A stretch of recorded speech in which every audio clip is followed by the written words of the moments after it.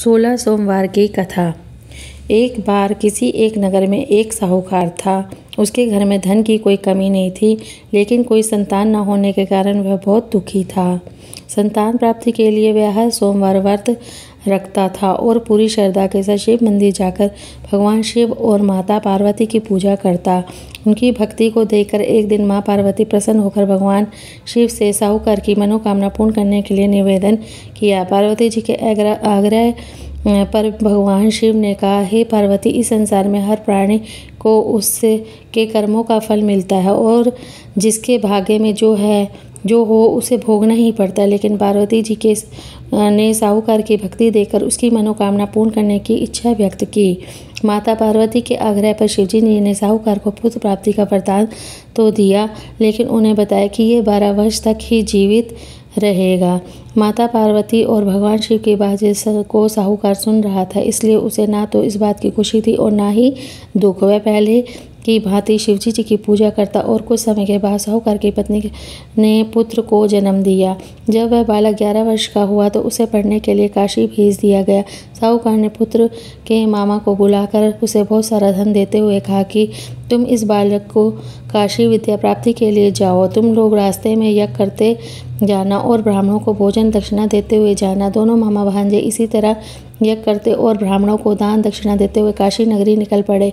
इस दौरान रात में एक नगर पड़ा, जहाँ नगर के राजा की कन्या का विवाह था, लेकिन जिस राजकुमार से उसका विवाह होने वाला था वह आंख से काना था। राजकुमार के पिता ने अपने पुत्र को काना होने की बात को छुपाने के लिए सोचा, क्योंकि ना उसे साहूकार के पुत्र का दूल्हा बनकर राजकुमारी से विवाह करा दूं, विवाह के बाद उसको धन देकर विदा कर दूं और राजकुमारी को अपने नगर ले जाऊं। लड़के को दूल्हे के वस्त्र पहनकर राजकुमार से विवाह करा दिया गया। साहूकार का पुत्र ईमानदार था, उसे यह बात सही नहीं लगी, इसलिए उसने अवसर पाकर राजकुमारी के दुपट्टे पर लिखा कि तुम्हारा विवाह तो मेरे साथ हुआ है, लेकिन जिस राजकुमार के संग तुम्हें भेजा जाएगा वह एक आंख से काना है।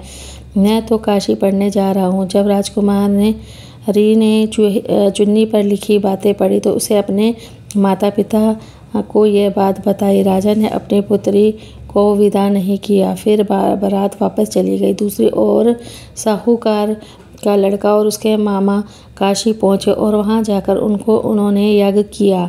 जिस दिन लड़का 12 साल का हुआ उस दिन भी यज्ञ आयोजन था। लड़के ने अपने मामा से कहा कि मेरी तबीयत कुछ ठीक नहीं है। मामा ने कहा कि तुम अंदर जाकर आराम कर लो। शिवजी जी के वरदान कुछ ही देर में उस बालक के प्राण निकल गए।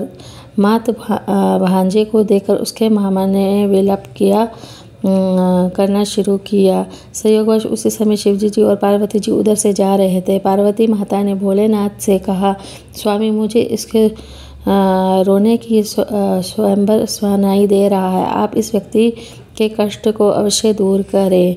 जब शिवजी जी मात बालक के समीप पहुँच गए तो वह बोले कि ये उसी साहूकार का पुत्र है जिसे मैंने 12 वर्ष की आयु का वरदान दिया था। अब इसकी आयु पूरी हो चुकी है। लेकिन मात भाव से भोर माता पार्वती ने कहा कि हे महादेव, आप इस बालक को और आयु देने की कृपा करें, अन्यथा इसके वियोग से इसके माता पिता भी तड़प तड़प कर मर जाएंगे। माता पार्वती के पूर्ण आग्रह पर भगवान शिव ने उस लड़के को जीवित होने का वरदान दिया। शिवजी जी कृपा से वह लड़का जीवित हो गया। शिक्षा पूरी करके लड़का मामा के साथ अपने नगर की ओर वापस चल दिया। दोनों चलते हुए उसी नगर में पहुंचे जहां उसका विवाह हुआ था। उस नगर में भी उन्हें यज्ञ का आयोजन किया। उस लड़के के ससुर ने उसे पहचान लिया और महल में ले जाकर उसकी खातिर की और अपनी पुत्री को विदा किया। उधर साहूकार और उसकी पत्नी भूखे प्यासे रहकर बेटे की प्रतीक्षा कर रहे थे। उन्होंने प्रण कर रखा था कि यदि अपने बेटे की मृत्यु का समाचार मिला तो वह भी प्राण त्याग देंगे, परंतु अपने बेटे को जीवित होने का समाचार पाकर वह बेहद प्रसन्न हुए। उसी रात भगवान शिव ने साहूकार को सपने में आकर कहा कि श्रेष्ठी, मैंने तेरे सोमवार के व्रत करने और व्रत कथा सुनने की प्रसन्न होकर तेरे पुत्र को लंबी आयु प्रदान की है। इसी प्रकार जो कोई सोमवार व्रत करता है या कथा सुनता है और पढ़ता है उसको भी दुख दूर होते हैं। बोलो शिव भगवान की जय।